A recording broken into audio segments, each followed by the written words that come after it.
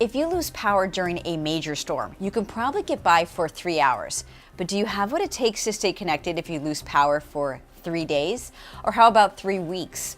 To prepare for when a big storm hits, the right gear can help you stay in touch with the world and survive.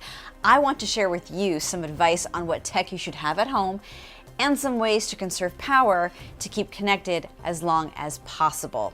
Now, at this moment, a hurricane is heading toward Florida. I grew up in South Florida. I've seen my fair share of hurricanes. I've also learned a lot by speaking to survival experts and storm preppers over the years in my reporting. Now, for starters, it's important to stock up on water and canned food to last a week. But you also have to be smart about conserving power and keeping the important gadgets charged. So let us first focus on the phone. You need to completely rethink how you use your phone, because this is no longer a video streaming, music playing, candy crushing, Instagram liking toy anymore. Your phone is a survival tool, and you're going to want to change your settings to conserve juice. Turn off all the extra wireless connections, the GPS, the Bluetooth, the Wi-Fi. You also want to do things like disable location service, and if you can, dim the brightness of the screen and switch to airplane mode. Now, don't wait out the blackout by scrolling on your phone. You really should be turning the phone off until you need to reach someone. Now, of course, you also will need backup phone battery packs. You want to charge up as many of those extra juice packs as you can before the storm hits.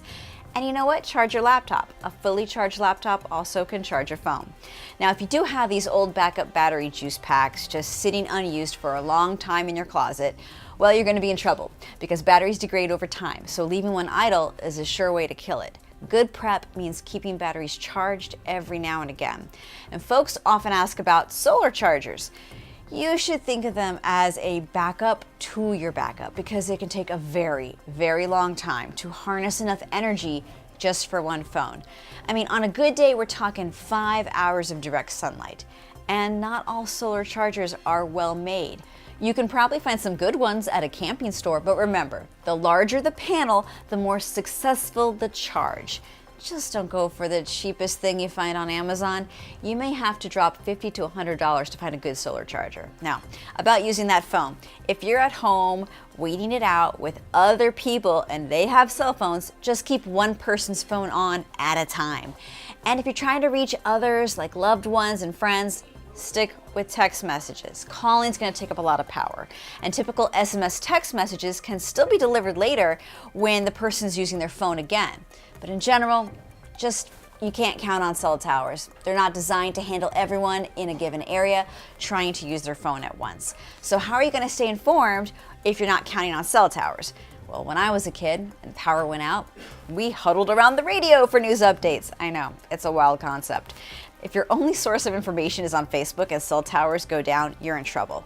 So get radios, get batteries, and think about your TV. How is your TV going to work if your cable internet is down? In a metro area, you could pick up broadcast signals with a digital TV antenna. You're going to want a low energy, small LCD TV so you don't lose all your battery juice at once. This is where you'll want to invest in something like a heavy-duty portable power pack. These things cost around $200 to $300. They are way more than those wimpy phone backup batteries. I'm talking about a power pack that is powerful enough to jumpstart a car.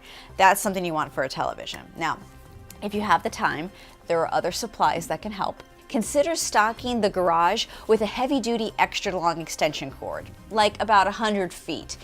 If your neighbor has power, they may lend you an outlet. And this next one sounds like common sense, but it is helpful to have battery-powered lanterns around and headlamps with plenty of extra batteries.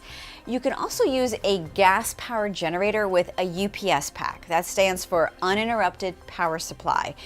Gas-powered generators put out dirty power. That means the voltage will fluctuate and that can damage your electronics. But a UPS, to filter the power, can prevent your tech from frying. Now, some generators do come with this built-in inverter to pump out more stable power for things like computers. There are many choices out there, but you figure you can find a model that runs about 8 hours on 1 gallon of gas. And it may sound obvious, not everyone knows this, but never run a gas-powered generator indoors. The carbon monoxide will kill you, so don't play around out there. In general, it's just good to own a variety of backup power sources. There is no app to help you with this. It is all on you to tough it out without checking your phone every 2 minutes. Now, if you do have your own stories or tips to add to this, please share them in the comments. In the meantime, stay safe out there and stay prepared.